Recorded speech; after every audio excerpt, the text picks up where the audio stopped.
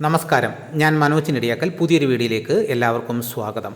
കറുത്ത പൊന്ന് നടേണ്ട സമയം ഇത് തന്നെ. നടീൽ രീതികളും ഇനങ്ങളുമാണ് ഇന്ന് ഞാൻ ഈ വീഡിയോയിലൂടെ പറയുന്നത്. കേരളക്കരയുടെ കറുത്ത പൊന്ന് പറങ്കികളും ഡച്ചുകാരും അറബികളും യുഗങ്ങൾ താണ്ടി തേടി വന്ന നമ്മുടെ സ്വന്തം കുരുമുളക്. രുചിയിലും മണത്തിലും മാത്രമല്ല, വിലയിലും വിപണി കത്തിക്കുന്ന അമൂല്യമാണ് ഈ വിള. ഇന്ന് ഏറ്റവും ലാഭകരമായി ചെയ്യാൻ പറ്റുന്ന ഒന്നാണ് കുരുമുളക് കൃഷി. നല്ല രീതിയിൽ പരിചരണം ആവശ്യമാണെങ്കിലും വിളവെടുപ്പ് കാലത്ത് പൊന്നു കൊയ്യാൻ ഇതൊരു നല്ല വരുമാന മാർഗമാണ്. എന്നാൽ എപ്പോൾ നടണം, എങ്ങനെ നടണം എന്ന് കൃത്യമായി അറിഞ്ഞില്ലെങ്കിൽ വിചാരിച്ച ലാഭം കിട്ടണമെന്നില്ല. കുരുമുളക് കൃഷി ഇറക്കാൻ പറ്റിയ ഏറ്റവും മികച്ച സമയത്തെക്കുറിച്ചും തുടക്കത്തിൽ ശ്രദ്ധിക്കേണ്ട പ്രധാന കാര്യങ്ങളെക്കുറിച്ചും ഇന്നത്തെ വീഡിയോയിൽ ഞാൻ പറയുകയാണ്. നടീൽ സമയം. കുരുമുളക് തൈകൾ നടാൻ പറ്റിയ ഏറ്റവും നല്ല സമയമാണ് ജൂൺ ജൂലൈ മാസങ്ങൾ. അതായത് തിരുവാതിര ഞാറ്റുവേലയുടെ പകുതിയിലാണ് ഉത്തമം. ഈ ഞാറ്റുവേലയിലെ ഇടവിട്ടുള്ള മഴയും വെയിലും തൈകൾ പിടിച്ചു കിട്ടാൻ യോജ്യമാണ്. നടീൽ രീതി. നല്ല നീർവാർച്ചയും ജൈവാംശവുമുള്ള മണ്ണാണ് കുരുമുളക് നടാൻ വേണ്ടത്. സൂര്യാഘാത സാധ്യതയുള്ളതിനാൽ തെക്കൻ ചരിവുള്ള പ്രദേശങ്ങൾ ഒഴിവാക്കാം. വലിയ മണികളോട് കൂടിയ തിരികളും നല്ല മണിപിടുത്തവുമുള്ള കൊടികളാണ് നടാൻ തിരഞ്ഞെടുക്കേണ്ടത്. നിരപ്പായ സ്ഥലങ്ങളിൽ 3 മീറ്റർ അകലത്തിൽ കൊടികൾ നടാം.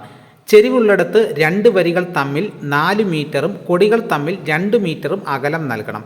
ഏപ്രിൽ മെയ് മാസങ്ങളിൽ പുതുമഴ ലഭിക്കുന്നതോടെ താങ്ങുകാലുകൾ നടണം. കമുക്, തെങ്ങ്, പ്ലാവ് എന്നിവയിലും കൊടി വളർത്താം. താങ്ങുമരങ്ങളുടെ പ്രധാന തടിയിൽ നിന്ന് 30 സെൻറ്റിമീറ്റർ അകലത്തിൽ 50 സെൻറ്റിമീറ്റർ നീളവും വീതിയും ആഴവുമുള്ള കുഴികളെടുത്താണ് തൈകൾ നടേണ്ടത്.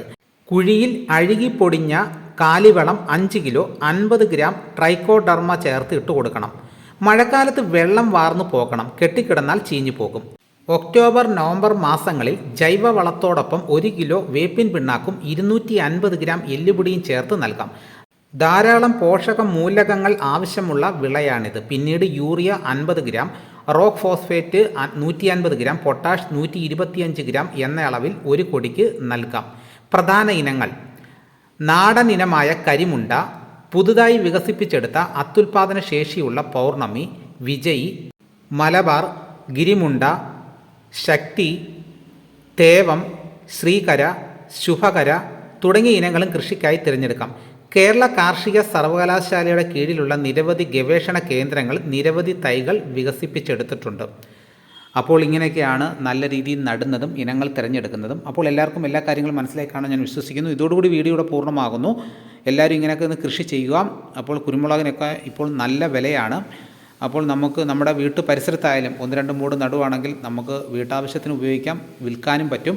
മറ്റൊരു വീഡിയോയുമായി ഉടനെ എത്താം. എല്ലാവർക്കും എൻ്റെ നന്ദി.